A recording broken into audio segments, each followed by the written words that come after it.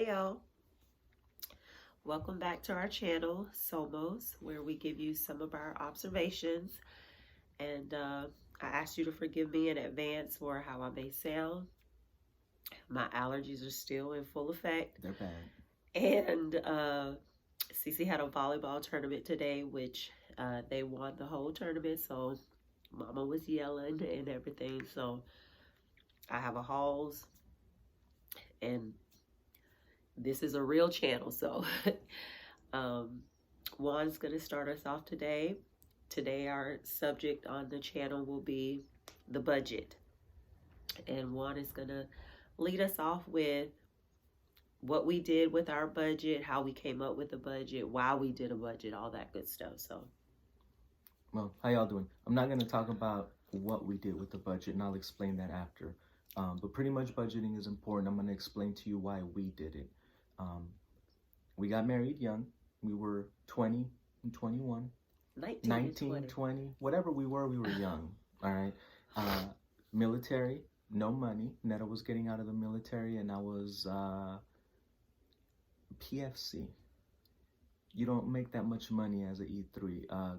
Google it if y'all have questions if you're not sure about the pay. Anyway. Google E3 pay in 1999. Right. We were broke.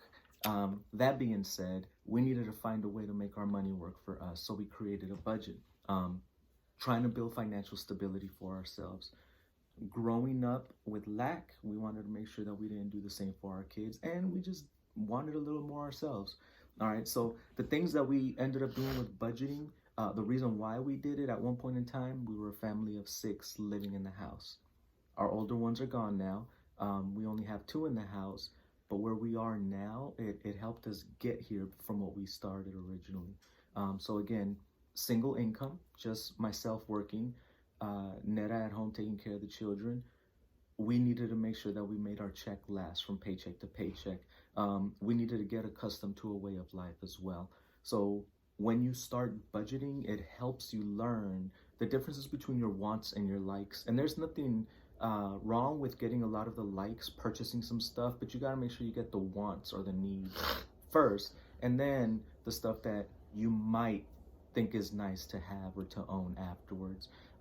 It also gives you a step forward into getting into creating emergency funds, eliminating your debt, or making sure that you don't have debt. It prioritizes your expenditures, and one of the biggest things is paying yourself. One thing that a lot of people don't do is give themselves some money. Every paycheck, no matter what it is, $50, $100, whatever it is that you can do for yourself. So you can go and get you a Starbucks, go and get you a Whopper during lunch, instead of taking a sandwich. I'm saying stuff that I've done for myself, right?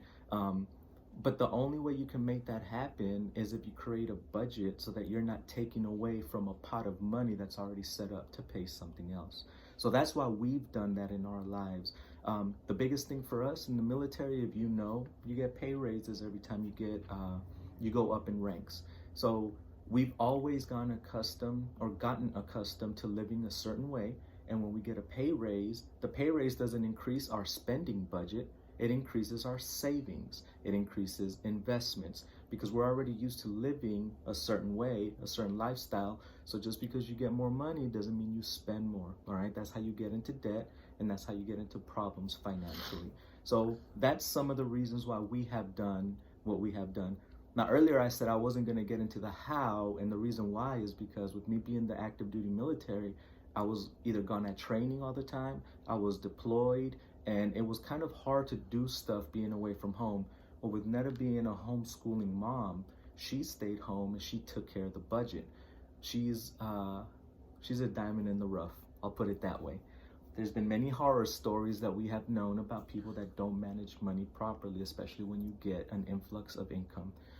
And so that being said, after we spoke, after we set a budget together, after we said what we wanted to prioritize in our marriage and in our life, then Netta came in with tools and processes to make sure that happened.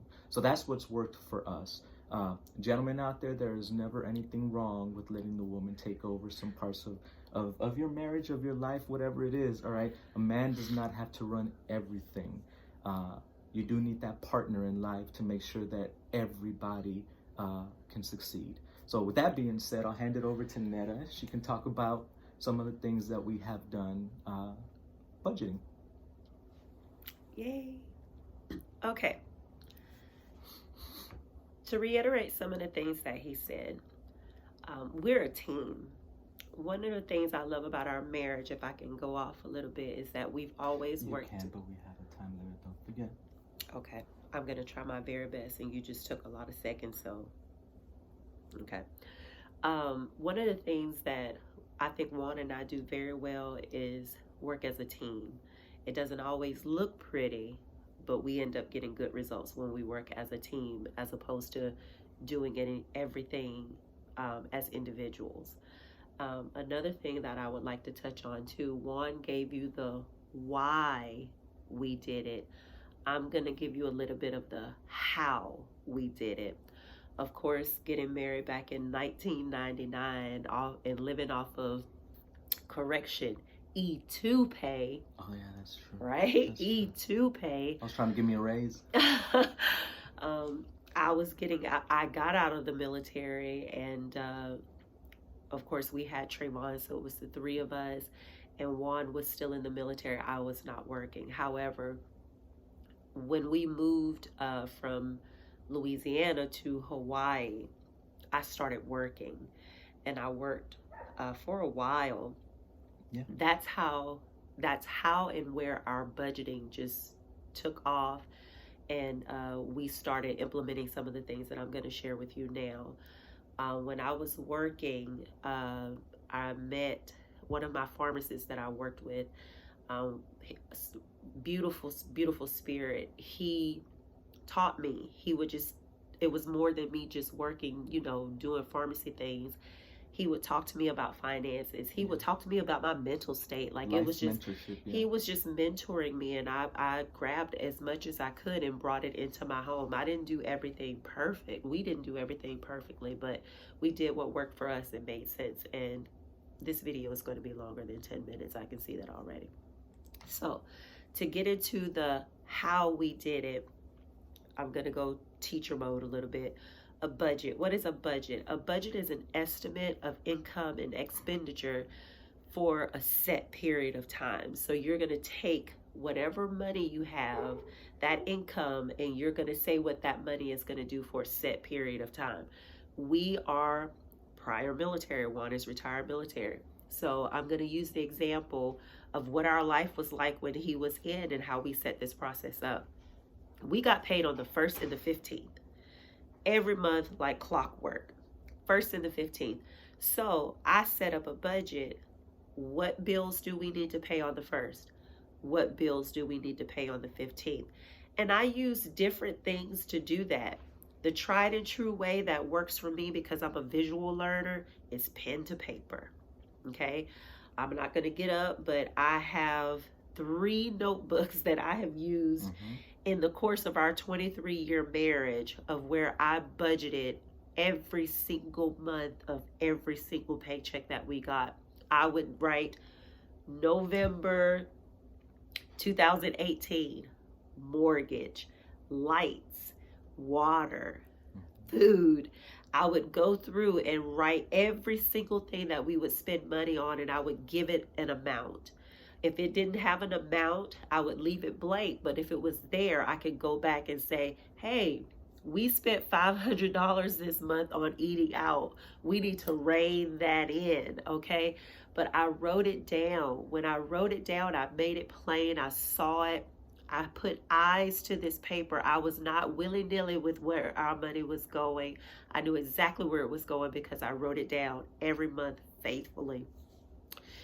Today, we live in, the technology age. We have budget apps. You have Mint, you have Personal Capital, you have Every Dollar, you have YNAB, which means you need a budget. Those are some that I have personally used. I did not like Mint too much. I did not like Every Dollar. YNAB is okay, but I'm not an on my phone techie person, so I didn't care for that too much. We still use personal capital. We use personal capital to track our net worth, not so much to budget, because Netta still uses pen to paper for her budget. Babe, you want to get up so I can just flash it real quick? Well, anyways, I use pen to paper. It's what works. You have to do what works for you. With that being said, again, I would track everything. One of the two of the biggest things that I saw for us when it came to our budget that we needed to rein in and assign every cent to this activity was our miscellaneous spending and eating out.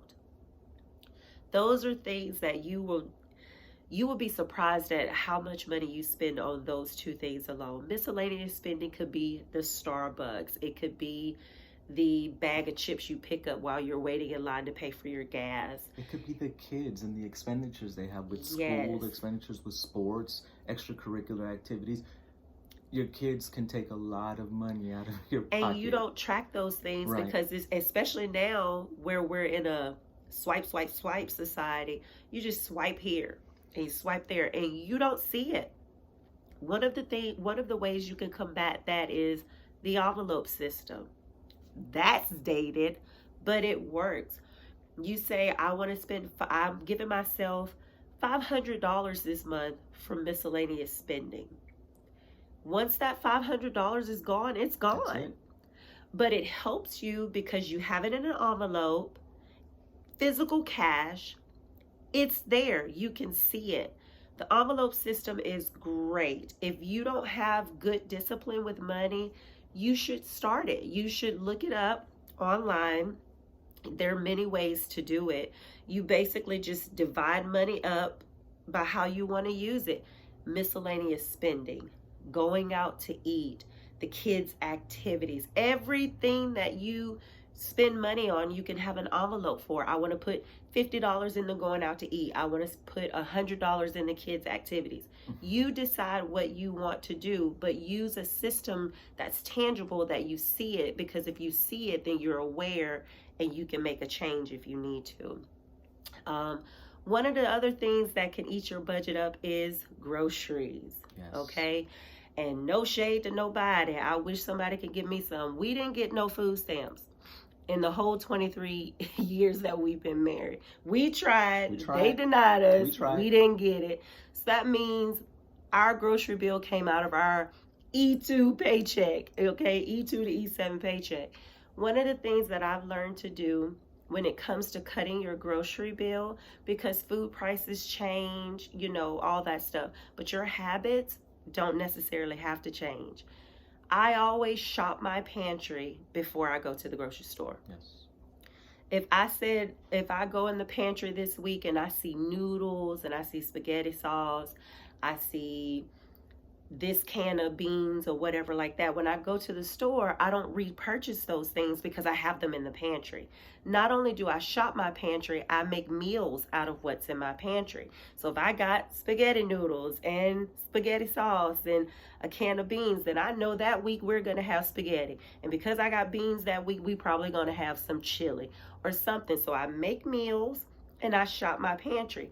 That way, when I go to the grocery store, I'm not just putting any and everything in the cart, rebuying items that I already have, spending money that I don't need to spend.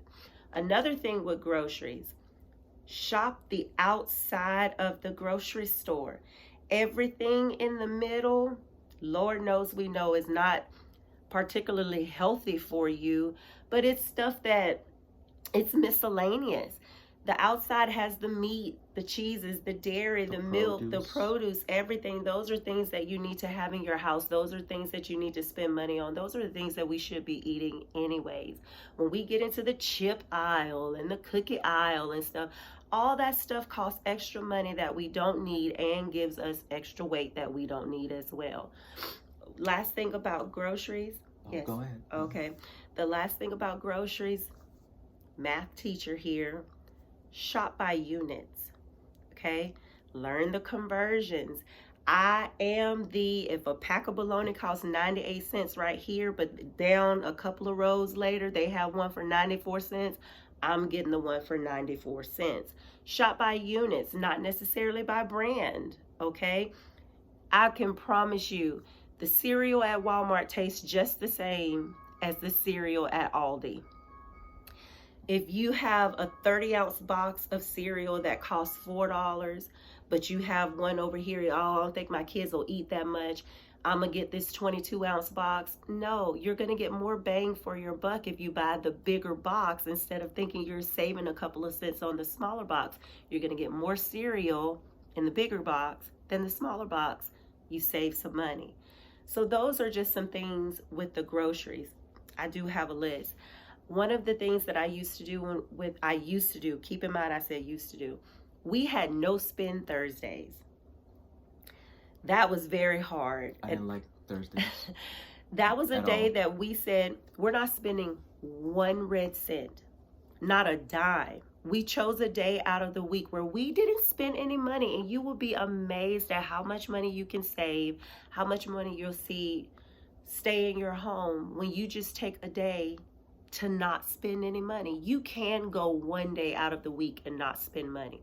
That may mean take your lunch to work. That may mean not getting a Starbucks that day. That may mean telling your child no, they can't have whatever it is that they ask for. No is not a bad word, okay? And the last thing I have on my list here is that's it, pretty much. Because like we said, this video series or our YouTube channel is based off of the things that we did, not necessarily what you have to do. I'm not saying that what we did is going to make you have all this money, you know, stack up in your house, your life, whatever. But this is how the Corrals did it. People ask us, how do you do it? How do you guys live the way that you live, knowing that only one works? This is how we did it, with a budget. This is how we still do it. This is how we still do it, okay? Especially our friends, our family that know us, people that have been in our home, you would be surprised. Juan retired as an E7. Okay, some people were like, oh my gosh, he's so young. Why would he retire as an E7? He still has many more years he can give the Army.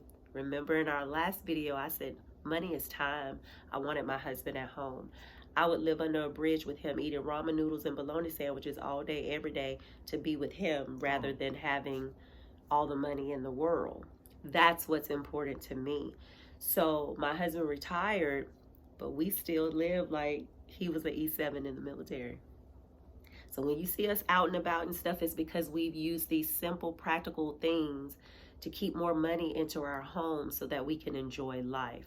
Make sense? One thing, if I can add, I know if you're friends of ours, if you follow us, you see pictures of us when we go on vacation, and we love taking vacations. We did not take our first vacation until 12 years into our marriage. We were married 12 years. We were married 12 years and didn't do anything. Our honeymoon was 12 years in. 1, we didn't have the money for it, but then 2, we were budgeting, and we knew that at the time if we did something else, we would go into debt, right? So now we're at a point where the budgeting got us to a place where if we want to take a vacation, we can schedule one for this year already, and we have the budget for that. We have a vacation budget.